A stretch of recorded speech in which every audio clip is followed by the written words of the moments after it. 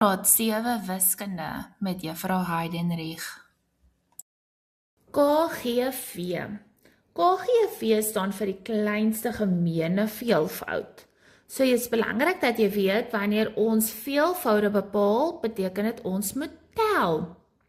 Gemeen beteken ons gaan die getal gaan soek wat in elke ry voorkom, wat dieselfde is. En dan natuurlik gaan ons die heel kleinste getal soek. Anders kan ons tot by duisende en miljoene tel, daar is so baie veelvoude wat getalle in gemeen het. Dit is hoekom ons die heel kleinste een moet soek. So byvoorbeeld, wat is die KGV van 3, 6 en 9? So wat doen ons? Ons gaan tel in 3's, ons gaan tel in 6's en ons gaan tel in 9's. Ons skryf 'n paar veelvoude daarso neer. Nou gaan soek ons die kleinste getal wat by hulle al 3 lê.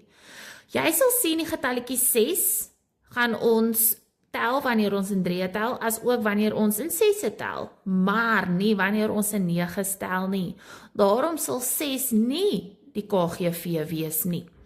So as jy nou so mooi kyk na hierdie klein getalletjies, dan sal jy sien die eerste getal wat by al 3 van hulle voorkom, is die getal 18. Jy sal aanhou tel so bietjie in elke getal, totdat jy 'n getal kry wat by al 3 voorkom.